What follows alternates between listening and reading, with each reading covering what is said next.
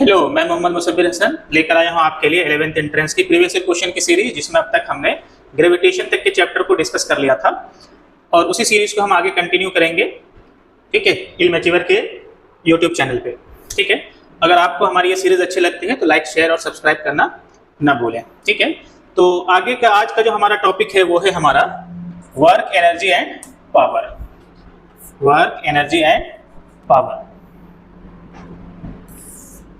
Work, energy and power. ठीक है, इसके पार्ट 1 को आज हम डिस्कस करेंगे। ठीक है, ताकि सीरीज जो है यानी वीडियोस जो है वो बहुत छोटी हो, बहुत ज़्यादा बड़ी बड़ी ना हो। तो चलिए शुरू करते हैं। क्वेश्चन क्या है हमारा? सबसे पहला क्वेश्चन है हमारे पास कि the trajectory of a stone thrown upwards is shown in the figure. When it reaches to P, which of the following has the greatest value at P? Its velocity, vertical component of velocity, its kinetic energy, its potential energy, its weight.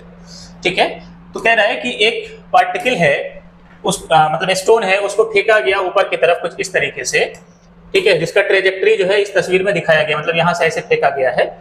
तो कह रहा है कि जब particle point P पर पहुंचा होगा, ठीक है, तो इनमें से कौन सी चीजें जो है वो सबसे ग्रेटेस्ट होगी। क्लियर? तो सबसे पहला ऑप्शन है यहाँ पर हमारे पास इट्स वर्टिकल वेलोसिटी कंपोनेंट। ठीक है, यानी कि जब ऐसे फेंकते हैं किसी चीज को, ये हमारा ट्रेजेक्टरी है, तो ये देखो कि जब किसी पार्टिकल को ऐसे हम थ्रो करेंगे, ऐसे थ्रो करते हैं, तो एक्चुअली इस वेलोसिटी के दो कंपोनेंट होते हैं। कितने कंपोनेंट होते हैं? दो कंपोनेंट होते हैं, एक हॉरिजॉन्टल और एक वर्टिकल। इस कंपोनेंट की वजह से ये हॉरिजॉन्टल डायरेक्शन में मूव करता है और इस कंपोनेंट की वजह से वर्टिकल डायरेक्शन में मूव करता है। ठीक है, ये कॉन्सेप्ट आपके लिए नया होगा, इस कॉन्सेप्ट को आप ध्यान में रखें। ठीक है, बात समझ में आ गई? क्लियर ना? अब देखो, जब ये इस हाईएस्ट पॉइंट पर पहुंचता है तो ये वाली वेलोसिटी 0 हो जाती है, इसीलिए ये फर्दर आगे नहीं जा पाता। तो मैक्सिमम ये जो पॉइंट P है, यहाँ पर वर्टिकल वेलोसिटी 0 हो जाती है। क्यों? क्योंकि डाउनवर्ड डायरेक्शन में क्या होता है हमारे पास? एक्सेलरेशन होता है, एक्सेलरेशन ड्यू टू ग्रेविटी। लेकिन जो हॉरिजॉन्टल कंपोनेंट है, उस हॉरिजॉन्टल कंपोनेंट में कोई तब्दीली नहीं आती है। बस समझ में आ गई? ठीक है, तो जब किसी एंगल पर किसी पार्टिकल को फेंकते हैं तो उसके दो कंपोनेंट होते हैं, एक हॉरिजॉन्टल कंपोनेंट, एक वर्टिकल कंपोनेंट वेलोसिटी के।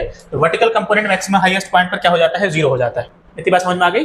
कोई डाउट यहाँ तक? चलो खैर, तो अब ये तो बात क्लियर है कि जब यहाँ पर पहुंचा होगा तो इसके वर्टिकल कंपोनेंट की वेलोसिटी मैक्सिमम नहीं हुई होगी, बल्कि यहाँ पर वर्टिकल कंपोनेंट जो था वो मैक्सिमम था, यहाँ पर वर्टिकल कंपोनेंट 0 हो गया है।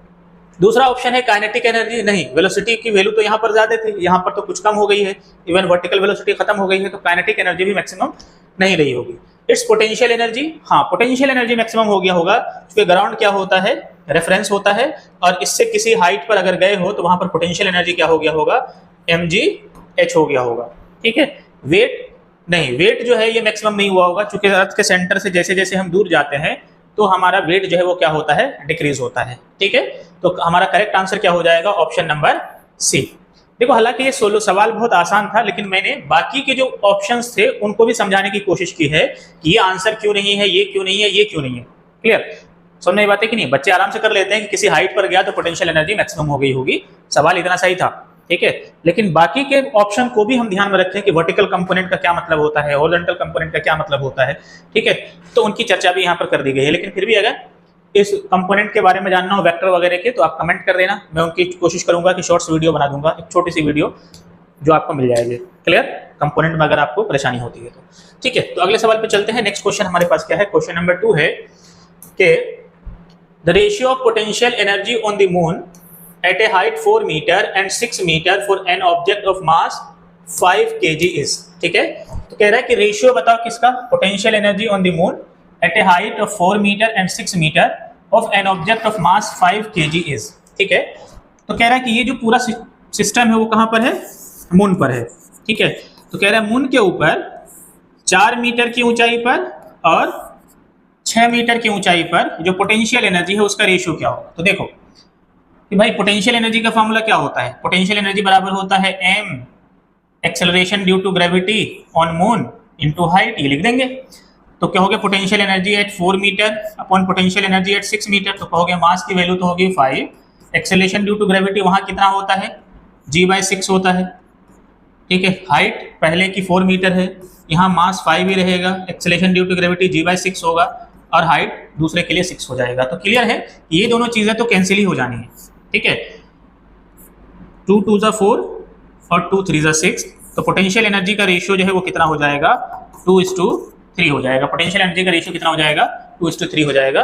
तो ये सवाल ऐसा मुश्किल नहीं है, सिर्फ मून कह के आपको दहलाने की कोशिश की गई है। फॉर्मूला वही रहेगा, बट जी की जगह क्या आ जाएगा, acceleration due to gravity on the surface of moon आ जाएगा, ठीक है। होपफुली ये क्वेश्चन आपको समझ में आ गया होगा। फिर भी कोई दिक्कत हो अगर तो आप कमेंट सेक्शन में कमेंट कर सकते हैं। क्वेश्चन नंबर 3 हमारे पास क्या है, यानी अगला क्वेश्चन क्या है हमारे पास, ये कह रहा है कि अ प्लेयर, ये कियोक्स नहीं होगा, किक होगा, ये ओ फालतू में आ गया है। A player kicks a ball of mass 250 gram at the centre of a field. The ball leaves his foot with a speed of 20 meter per second. The work done by the player on the ball is, ठीक है। कह रहा है कि football पड़ा हुआ था या कोई बॉल पड़ा हुआ था, उसको प्लेयर ने किक किया। देखो जब पहले ये रखा हुआ रहा होगा तो इनिशियल वेलोसिटी 0 हो गई, ठीक है। जब इसको किक किया गया तो किक करने के बाद इसके पास जो वेलोसिटी आ गई वो कितनी थी, 20 मीटर पर सेकेंड थी, ठीक है। इसका मास 250 ग्राम है, ऐसा गिवन है सवाल में, ठीक है। तो कह रहा है प्लेयर ने इसके ऊपर कितना काम किया होगा, वर्क कितना किया होगा। तो देखो हम लोग यहां पर अप्लाई करेंगे वर्क एनर्जी थ्योरम। क्या अप्लाई करेंगे, work energy theorem. Work energy theorem क्या कहता है, वर्क डन जो है किसके बराबर होता है, चेंज इन काइनेटिक एनर्जी के बराबर होता है, ठीक है। तो वर्क डन किसके बराबर होता है, चेंज इन काइनेटिक एनर्जी के बराबर होता है। तो हमें वर्क डन निकालना है तो चेंज इन काइनेटिक एनर्जी निकालेंगे, जैसे हाफ यानी initial kinetic energy, final kinetic energy minus initial kinetic energy. तो फाइनल काइनेटिक एनर्जी होगी हाफ एम।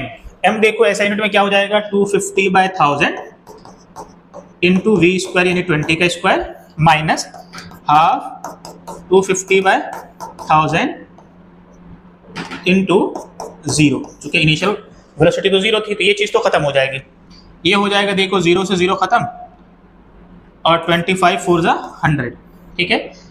और ये हो जाएगा 1/8 और ये हो जाएगा 20 का स्क्वायर 400 माइनस 0 8 5 ज़ा 40 1 0 यानी कि 50 जूल। वर्क डन कितना हो जाएगा, 50 जूल हो जाएगा। होपफुली ये क्वेश्चन आपको समझ में आ गया होगा।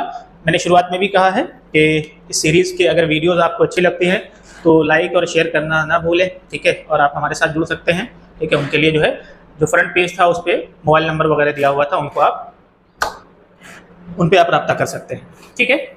चलो अगले सवाल की तरफ चलते हैं। Question number 4।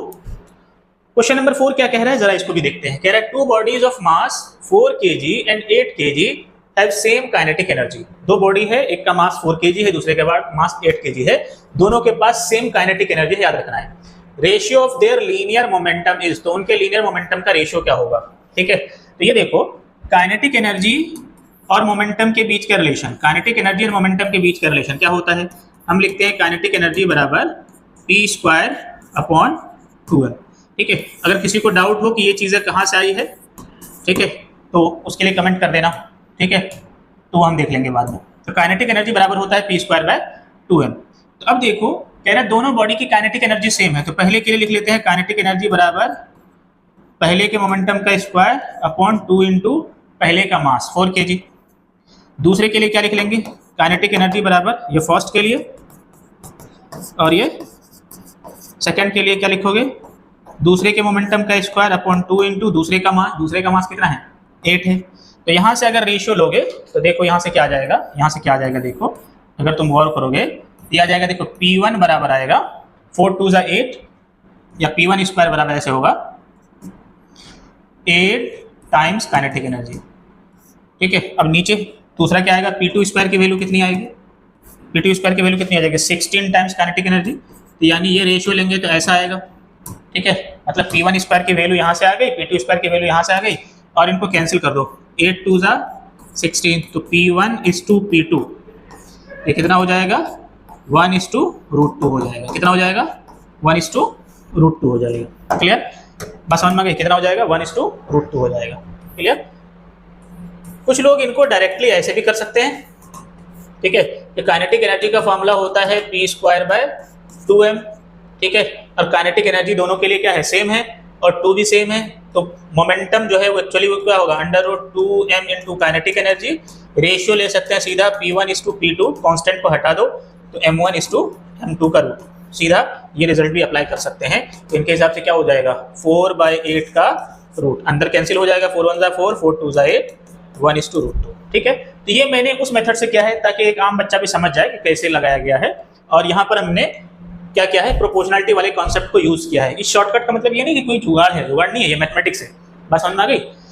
ठीक है, तो फुल्ली ये क्वेश्चन आपको समझ में आ गया होगा कि इसका सॉल्यूशन हम किस तरीके से करेंगे। ठीक है, चलो तो अगला सवाल क्या है, नेक्स्ट क्वेश्चन है हमारे पास कि a 4 kg mass and 1 kg mass are moving with equal kinetic energies, the ratio of their momentum is। देखो सेम क्वेश्चन है, सिर्फ मास की वैल्यू जो है वो अलग अलग है। क्या कह रहा है कि एक 4 kg का मास है और एक 1 kg का मास है, वो मूव कर रहा है इक्वल काइनेटिक एनर्जी से, तो उसके मोमेंटम का रेशियो क्या होगा। तो अब मैं सीधा सीधा अप्लाई कर दूं, काइनेटिक एनर्जी बराबर क्या होता है T²/2m, तो मोमेंटम बराबर क्या होगा 2m इंटू काइनेटिक एनर्जी, इसका रूट। तो अब जो चीज़ें कांस्टेंट होती है उसको हटा दिया जाता है, तो पहले के मोमेंटम से दूसरे के मोमेंटम का रेशियो, यानी पहले के मास से दूसरे के मास का रेशियो अंडर रूट के अंदर, चूंकि इस पे रूट था, यहाँ से क्या आ जाएगा 4/1 का रूट, 4 का रूट 2 और 1 का रूट 1, यानी कि 2:1। करेक्ट आंसर क्या हो जाएगा 2:1। ये जो है ना, मार्क कर लो, ऐसे सवाल जो है एमयू बहुत पूछता है। ठीक है, ऐसे सवाल जो है एमयू बहुत पूछता है, रेशियोज वगैरह वाले। नेक्स्ट क्वेश्चन क्या है हमारे पास, कह रहा है 2 balls of mass 50 gram and 20 gram are traveling towards each other with a speed of 8 meter per second and 5 meter per second respectively, collides and start moving in the opposite to each other with a common speed, the distance between the ball after 3 seconds will be।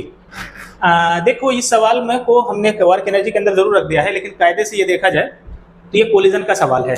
ठीक है, तो पहले मैं सवाल समझा देता हूँ, फिर इसके सॉल्यूशन पाएंगे। कह रहा है कि 2 बॉल है, एक का मास 50 ग्राम, दूसरे का मास 20 ग्राम है, वो एक दूसरे की तरफ चल रहे हैं 8 मीटर पर सेकेंड और 5 मीटर पर सेकेंड से। तो जैसे मैं बता दूं कि मान लो 50 ग्राम का बॉल है, ये 20 ग्राम का बॉल है। ठीक है, ये एक दूसरे की तरफ चल रहे हैं, मान लो ये 8 मीटर पर सेकेंड से इधर चल रहा है और ये 5 मीटर पर सेकेंड से इधर चल रहा है। याद रखना ये स्पीड है। डायरेक्शन के हिसाब से कहोगे कि अगर ये पॉजिटिव डायरेक्शन है, ये वाली डायरेक्शन क्या होगी, नेगेटिव होगी। क्लियर, तो ये वेलोसिटी पॉजिटिव, तो ये वेलोसिटी नेगेटिव होगी। क्लियर, अब आगे क्या कह रहा है कि वो दोनों कोलाइड करते हैं और उनके बाद वो कॉमन वेलोसिटी से एक दूसरे से सेपरेट होने लगते हैं। मान लो ये पहली सिचुएशन थी, उसके बाद मान लो वो यहाँ पर कहीं टकराया। ठीक है, टकराने के बाद दोनों ऐसे एक कॉमन वेलोसिटी से अलग हो जाते हैं, v वेलोसिटी से। तो क्या कहोगे, इसका मतलब ये प्लस है तो ये माइनस है। कॉमन वेलोसिटी यानी वो तो मैग्नीट्यूड सेम होगा लेकिन कॉमन स्पीड से अलग हो जाता है, यानी मैग्नीट्यूड सेम होगा लेकिन डायरेक्शन अलग होगी। तो अब ये जब चलेगा तो 3 सेकंड बाद देखो ये भी कहीं गया होगा। ठीक है, और 3 सेकंड बाद ये भी कहीं गया होगा। ठीक है, तो कह रहा है कि 3 सेकंड बाद इनके बीच की दूरी, ये जो दूरी है वो कितनी हो जाएगी, इनके बीच की जो दूरी है वो कितनी हो जाएगी। तो एक काम कर लो, तो तुम पहले ये पता कर लो कि ये v कितना है। v पता हो जाएगा तो ये वाली दूरी हो जाएगी दिस v इंटू 3 और ये वाली वैल्यू हो जाएगी v into 3, speed into time. ठीक है, उन दोनों को जोड़ दोगे तो टोटल दूरी आ जाएगी। मेरे ख्याल से सवाल समझ में आ गया होगा। तो ये वाली वेलोसिटी कैसे निकालेंगे, इसके लिए हम लगाएंगे कंजर्वेशन ऑफ लीनियर मोमेंटम। ठीक है, और जब भी कंजर्वेशन ऑफ लीनियर मोमेंटम लगाना, साइन डालना नहीं भूलना, क्योंकि मोमेंटम वेक्टर क्वांटिटी है। ठीक है, तो क्या लिखेंगे m1v1 यानी 50 into 8 plus 20 into -5 that will be equal to, ये हो जाएगा 50 इंटू v, मतलब इसको 20 कर दो और इसको 50 कर दो, है ना। चलो ये 20 इंटू वी प्लस का और -50 इंटू वी, ऐसा हो जाएगा। तो यहाँ से वैल्यू कितनी हो जाएगी, 8 5 = 400 -300 -100 5 2 = 10, तो यानी -100 और ये हो जाएगा 20v और 30v, तो ये हो जाएगा -30v, ये हो जाएगा 300 इक्वल टू -30v, तो ये कैंसिल करोगे तो क्या आ जाएगा -10 मीटर पर सेकंड। देखो v नेगेटिव होने का मतलब ये हुआ कि ये वाला बॉल नेगेटिव होने का क्या मतलब है, थोड़ा ये भी समझ लो। इसका मतलब इस नेगेटिव का मतलब है कि ये 20 वाला बॉल जो है ना, जिसको हम 20 मीटर पर सेकंड कह रहे हैं, ये इधर गया, और जिसको 50 मीटर पर सेकंड कह रहे हैं वो इधर गया। ठीक है, 10 मीटर पर सेकंड से जिसको जो 20 ग्राम है वो इधर गया, जो 50 ग्राम है वो इधर गया होगा। ठीक है, खैर काम की बात देखते हैं। तो अब हमसे पूछा गया कि 3 सेकंड बाद उनके बीच की दूरी क्या होगी। तो 3 सेकंड बाद के बीच की दूरी क्या होगी, देखो यहाँ से सॉल्व कर लो। तो क्या कहोगे, 3 × 10 ये 30 मीटर, और ये भी 3 × 10 यानी 30 मीटर। तो टोटल दूरी कितनी हो गई होगी, टोटल दूरी कितनी हो गई होगी, जोड़ दो इनको, यानी 60 मीटर। तो करेक्ट आंसर क्या हो जाएगा, 60 मीटर हो जाएगा। और एक बढ़िया लॉजिकल सवाल था, ठीक है। अक्सर बच्चे इनको विजुअलाइज करने में ही क्या कर देते हैं, गलती कर देते हैं, ठीक है। तो इसका विजुअलाइजेशन कुछ इस तरीके से है। अगर ये विजुअलाइज हो गया है तो कायदे से इतना सॉल्यूशन की जरूरत नहीं है, बस सॉल्यूशन इतना सा है, ठीक है। ये अगर आपके जहन में बन रहा है तो एज सच एंट्रेंस में डायग्राम बनाने की जरूरत नहीं है। लेकिन अगर नहीं बन रहा है प्रैक्टिस के वक्त, तो आप प्रैक्टिस में इस तरीके की आदत डालिए ताकि आपके जहन में चीजें विजुअलाइज हो। क्लियर, ठीक है। जब तक विजुअलाइजेशन नहीं होगा तो जो भी मैथमेटिकल सब्जेक्ट होते हैं, चाहे फिजिक्स हो या फिजिकल केमिस्ट्री हो या मैथमेटिक्स हो, वहां पर आप गलती कर बैठेंगे। रीजनिंग होता है, वहां पर आप गलती कर बैठते हैं, ठीक है। बाकी अगर वीडियोस अच्छी लग रही हो तो उसको लाइक, शेयर और सब्सक्राइब करना नहीं भूलना, ठीक है, ताकि हम ऐसे वीडियोस आपके तक लाते रहें। नेक्स्ट क्वेश्चन है हमारे पास,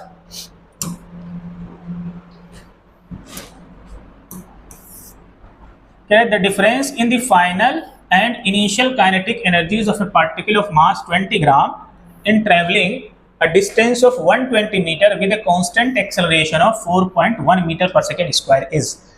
तो कह रहा है कि डिफरेंस क्या होगा, डिफरेंस क्या होगा, देखो यहाँ पे वर्क करना, डिफरेंस क्या होगा इनिशियल काइनेटिक एनर्जी और फाइनल काइनेटिक एनर्जी का। यानी कि हम ये कह सकते हैं, वो ये पूछ रहा है कि चेंज इन काइनेटिक एनर्जी क्या होगा। ये हुआ ना, मतलब ये मतलब हुआ कि कह रहा है कि ये चेंज इन काइनेटिक एनर्जी कितना होगा एक पार्टिकल के लिए जिसका मास 20 ग्राम है, इसका मास 20 ग्राम है, और वो यहां से मूव करता है 120 मीटर 4.1 मीटर पर सेकेंड स्क्वायर की एक्सेलरेशन से, ठीक है। तो अब देखो यहाँ पर इस सवाल को सॉल्व कैसे करेंगे कि हमारे जहन में ये आना चाहिए कि देखो काइनेटिक एनर्जी का चेंज आ सकता है वर्क डन से। कैसे आया, ये कैसे पता, वर्क एनर्जी थ्योरम से। कहां से पता चला, वर्क एनर्जी थ्योरम से ये बात पता चली हमें, ठीक है। तो अब वर्क डन बराबर होगा चेंज इन काइनेटिक एनर्जी बराबर होगा किसके, वर्क डन के।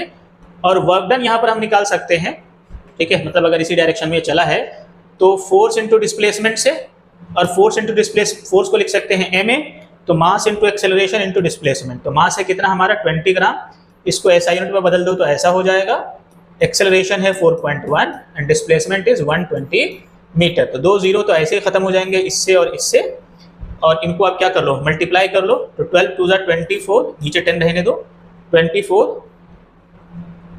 इसके बदले भी एक जीरो डाल दो, तो 24 × 41 ऐसा कर लेते हैं।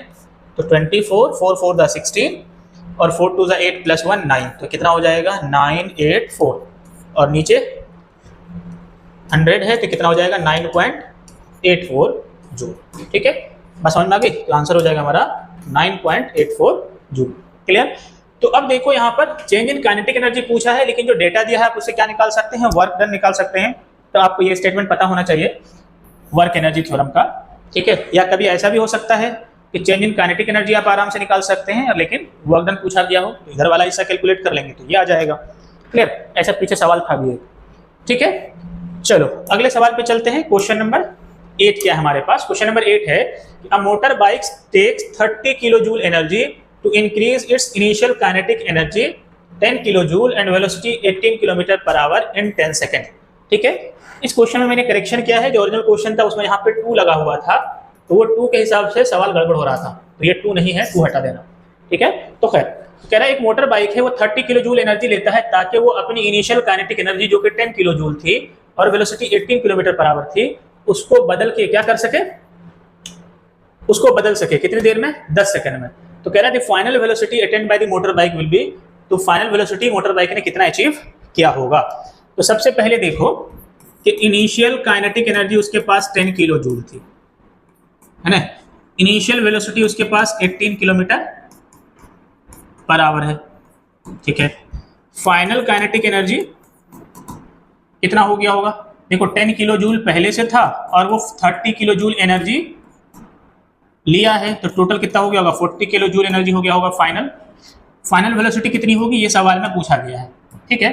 तो एक काम कर लेंगे, हम इनिशियल काइनेटिक एनर्जी से फाइनल काइनेटिक एनर्जी का रेशियो ले लेते हैं, यानी कि ये लिख लेंगे हाफ एम यू का square upon half m v का स्क्वायर। ठीक है, अब रेशियो लेने से क्या फायदा होगा, बहुत सारी चीजें यहाँ से ऐसे खत्म हो जाएगी। काइनेटिक एनर्जी का रेशियो ऊपर 10 किलो जूल और नीचे 40 किलो जूल। अब सेम रेशियो है तो सेम यूनिट में रख सकते हैं, कोई दिक्कत नहीं है। ऐसे यहाँ पर रेशियो क्या लिख सकते हैं एक साथ, ऐसे ऊपर 18 नीचे v। ठीक है, चूंकि रेशियो है तो किलोमीटर में ही दोनों होना चाहिए या मीटर पर सेकंड में ही होना चाहिए, उससे कोई फर्क नहीं पड़ेगा। 0 से 0 खत्म, ये रूट इधर डाल दोगे तो क्या हो जाएगा, √1/4 इक्वल टू 18/v। ये तो हो जाएगा 1/2, ये रूट कितना हो जाएगा 1/2 इक्वल टू 18/v, तो v हो जाएगा 36 किलोमीटर पर आवर, और ये ऑप्शन जो है क्या कर जाएगा, मैच कर जाएगा। ठीक है, इतनी बात समझ में आ गई। ठीक है, एक बहुत अच्छा सवाल था जिसमें तुम्हें सीखने को मिला है। देखो मैं इसलिए इंपोर्टेंट नहीं लिखा हूँ कि ये AMU में आया है, नहीं, ये एक अच्छा सवाल था, यूनिक क्वेश्चन था। इसमें थोड़ा सा अप्रोच क्या है, अलग है, जिसमें आपको सीखने को मिलेगा। ठीक है, कि इनिशियल काइनेटिक एनर्जी क्या है, फाइनल काइनेटिक एनर्जी क्या है, क्वेश्चन का अप्रोच क्या होगा। तो और मैंने पहले भी बताया था कि सीरीज को बनाने का पर्पस ही ये है कि आप क्वेश्चन करना सीखें। ठीक है, क्वेश्चन किस तरीके से आते हैं और इस तरीके के सवाल को हम किस तरीके से करेंगे। इवन जो बच्चे AMU की तैयारी नहीं कर रहे हैं उनको भी अगर क्वेश्चन की प्रैक्टिस सीखनी है कि कैसे करते हैं 9-10 में किस तरीके के सवाल बन सकते हैं, वो बच्चे भी इनको देख सकते हैं, इसमें कोई बड़ी बात नहीं है। ठीक है, आगे बढ़ते हैं। Question number 9। क्वेश्चन नंबर 9 क्या कह रहा है, कह रहा है body of mass 5 kg initially at rest is moved by horizontal force of 2 Newton on a smooth horizontal surface. The work done by the force in 10 second is. तो कह रहा है कि एक बॉडी है जिसका मास कितना था 5 kg था। ठीक है, वो इनिशियली रेस्ट पर था, हमने इसके ऊपर एक फोर्स लगाया कितने का, 2 न्यूटन का। ठीक है, ताकि वो एक हॉरिजॉन्टल स्मूथ सरफेस पर मूव कर सके। तो कह रहा है कि उसका वर्क डन 10 सेकंड में कितना हो गया होगा, उसका वर्क डन 10 सेकंड में कितना हो गया होगा। तो देखो वर्क डन अब यहां से हम 2 तरीके से निकाल सकते हैं। वर्क डन निकाल सकते हैं चेंज इन काइनेटिक एनर्जी से, और वर्क डन निकाल सकते हैं फोर्स इनटू डिस्प्लेसमेंट से। ठीक है, तो दोनों में से किसी से भी निकाल सकते हैं। तो अगर ऐसे निकालना है तो आपको फाइनल काइनेटिक एनर्जी पता होना चाहिए, और ऐसे निकालना है तो आपको डिस्प्लेसमेंट पता होना चाहिए। तो अब वो कैसे निकालेंगे, ठीक है, मतलब दोनों में से कोई भी अप्रोच आपका हो सकता है। ठीक है, लेकिन उसके लिए आपको क्या करना है, या तो आप फाइनल काइनेटिक एनर्जी पता कीजिए कितना है, ठीक है, या डिस्प्लेसमेंट पता कीजिए कितना है। तो सबसे पहले देखो सॉल्यूशन यहाँ से स्टार्ट होता है। हम क्या करेंगे, कहेंगे देखो फोर्स बराबर होता है मास इनटू एक्सेलरेशन। तो फोर्स दिया है 2 न्यूटन, मास दिया है 5 kg, तो यहाँ से एक्सेलरेशन हो गया 2/5। अब ये एक्सेलरेशन के बाद अब इक्वेशन ऑफ मोशन का यूज करके या तो आप डिस्प्लेसमेंट निकाल लीजिए या फाइनल वेलोसिटी निकाल लीजिए। क्लियर ना, समझ में बात है कि नहीं है। जैसे मैं अगर डिस्प्लेसमेंट निकाल लूँ तो सेकंड इक्वेशन ऑफ मोशन लगाऊंगा S = ut + ½ at²। ठीक है, तो u तो हो जाएगा 0, ठीक है, इंटू 10 + ½ एक्सेलरेशन की वैल्यू है 2/5 एक्सेल टाइम 10² टाइम 10 सेकंड था। ये 2 से 2 तो खत्म हो जाएगा, ये चीज़ हो जाएगी 0, ये हो जाएगा 10² 100/5 यानी कि 20, यानी डिस्प्लेसमेंट 20 मीटर है। तो वर्क डन हो जाएगा यहाँ से, इस कॉन्सेप्ट के हिसाब से वर्क डन हो जाएगा कितना, फोर्स था हमारा 2 न्यूटन और डिस्प्लेसमेंट है 20, ये कितना हो जाएगा 40 जूल। क्लियर, ये हिस्सा समझ में आया। यहाँ से ये वाला जो हिस्सा था, यहाँ पर अगर हम डिस्प्लेसमेंट निकालने के बजाय अगर फर्स्ट इक्वेशन ऑफ मोशन लगाते, यानी v = u + at लगाते, तो यहाँ से ये आता एक्सेलरेशन 2/5 और टाइम इज 10, तो इसको कैंसिल करने पे कितना हो जाएगा 5 × 2 = 10 यानी 4 मीटर पर सेकेंड। और वर्क डन हम निकाल सकते थे, फिर ये सेकेंड मेथड का यूज करके वर्क डन हो जाता change in kinetic energy ½ m कितना था हमारा 5, तो v² होता यानी 4 का स्क्वायर। ठीक है, ये हो जाता देखो 4 का स्क्वायर 16, 16 का हाफ करते थे 8, 8 × 5 = 40 जूल। इधर से भी यही आता चूंकि इनिशियल काइनेटिक एनर्जी तो 0 है। बस समझ में आ गई। तो दोनों में से किसी भी तरीके से कर सकते थे, बशर्ते कि आपको अप्रोच पता होना चाहिए। क्लियर ना, समझ में बात है, आपके तरीके सही होने चाहिए, आपके जहन में वो चीज़ें स्ट्राइक करनी चाहिए कि हम किस तरीके से वहाँ तक पहुँच सकते हैं। क्लियर, तो ये वाला कॉन्सेप्ट के लिए ये वेलोसिटी निकालना पड़ेगा, इस वाले कॉन्सेप्ट के लिए ये निकालना पड़ेगा। ठीक है, होपफुल्ली आपको समझ में आ गया होगा। अगले सवाल की तरफ चलते हैं। नेक्स्ट क्वेश्चन है हमारे पास क्वेश्चन नंबर 10। क्वेश्चन नंबर 10 क्या कह रहा है, जरा इनको भी देख लेते हैं। क्वेश्चन नंबर 10 है हमारे पास, कह रहा है एक body of mass 40 kg sorry, a boy of mass 50 kg runs up a stair of 45 steps in 9 seconds. If the height of each step is 15 centimeter, find his power. ठीक है, कह रहा है कि एक लड़का है जिसका मास 50 kg है, वो इस तरीके के स्टेयर के ऊपर चढ़ता है। ठीक है, मतलब ये लड़का है जो ऐसे चढ़ता है। ठीक है, कह रहा है इसमें 45 स्टेप्स हैं। कितने स्टेप्स हैं? 45 स्टेप्स हैं, और हर स्टेप्स की ऊंचाई कितनी है? 15 सेंटीमीटर है। तो हर स्टेप्स की ऊंचाई अगर 15 सेंटीमीटर है, हम क्या कहेंगे? ग्राउंड के हिसाब से इसकी हाइट जो हो जाएगी 45 इंटू 15 सेंटीमीटर, यानी मीटर में अगर कहोगे तो 45 इंटू 15 बाय 100 मीटर, ये ऊंचाई होगी। इस बंदे का, बॉय का मास कितना था? इस बॉय का मास कितना था? 50 kg। तो ये इस ऊंचाई तक चढ़ा। ठीक है, तो कह रहा है उसका पावर कितना होगा। तो देखो, पावर का फॉर्मूला क्या होता है? Work done per unit time. जब ये इसके ऊपर चढ़ा होगा तो वर्क क्या होगा, और यानी कौन से फोर्स के अगेंस्ट वर्क क्या होगा? ग्रेविटी के अगेंस्ट। तो ग्रेविटी के अगेंस्ट ये वर्क क्या होगा? mgh, और उसको टाइम से डिवाइड कर देंगे तो पावर आ जाएगा। तो m कितना है? 50, g की वैल्यू कितनी है? 10 कहा है लेने, h की वैल्यू ये है, यानी 45 इंटू 15 बाई 100 है ना, और टाइम कितना है? टाइम है यहाँ पर 9 सेकेंड, तो टाइम आ जाएगा 9। ठीक है, तो देखो 1 0 ये खत्म, 1 0 ये खत्म, 9 5 जा 45। ठीक है, तो 15 5 जा 75, 75 इंटू 5, 75 इंटू 5 इधर कर लो, 5 5 जा 75 हो गया, सॉरी 25 हो गया, 2 कैरी, 5 7 जा 35 प्लस 2 37, यानी कि 375 वाट। कितना हो जाएगा? 375 वाट, यानी कि उस लड़के के पास जो पावर है उसकी वो क्या है? 375 वाट है। कितना है? 375 वाट है। क्लियर? क्वेश्चन समझ में आ रहा है? सेशन आपको अच्छा लग रहा है तो लाइक और शेयर और सब्सक्राइब जरूर करें। ठीक है, चलो नेक्स्ट क्वेश्चन है,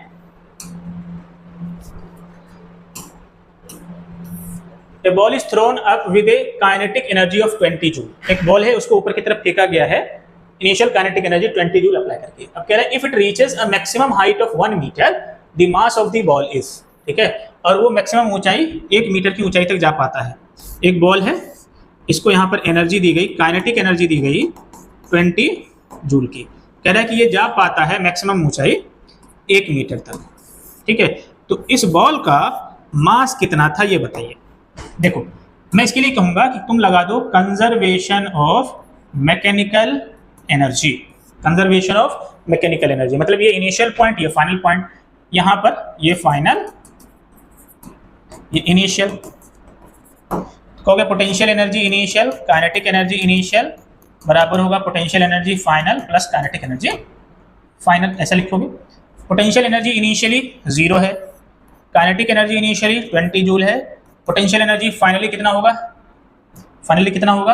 एम जी की वैल्यू 10 mgh होगा, मतलब ऐसे लिख लो mgh होगा। फाइनली काइनेटिक एनर्जी 0 हो जाएगी, क्योंकि यहाँ पर ये रेस्ट पे आ गया होगा ना। ठीक है, मतलब वेलोसिटी 0 हो गई होगी, ऐसे बोल लो, ज़्यादा बेटर है। क्या बोल लो? वेलोसिटी 0 हो गई होगी, क्योंकि वो इंस्टेंटेनियस रेस्ट होगा। ऐसे रेस्ट बोलना सही नहीं है, क्योंकि मैक्सिमम पॉइंट पर एक्सेलेरेशन होता है। तो यहाँ पर इंस्टेंटेनियस रेस्ट है, यानी वेलोसिटी 0 हुई है। ठीक है, तो अब यहाँ से क्या करोगे? m निकालना था, तो 20 बराबर m निकालना है, g की वैल्यू कितनी माननी है? 10, h की वैल्यू है 1, ये 0 से 0 खत्म, यानी कितना हो जाएगा? 2 kg। यानी ये जो पार्टिकल है उसका मास कितना रहा होगा? 2 kg रहा होगा। क्लियर? ठीक है, क्वेश्चन समझ में आ रहा है नहीं आ रहा? ठीक है, ये भी कमेंट करके आपको जरूर बताना है कि आपको चीज़ें समझ में आ रही है नहीं है। ठीक है, क्वेश्चन नंबर 12।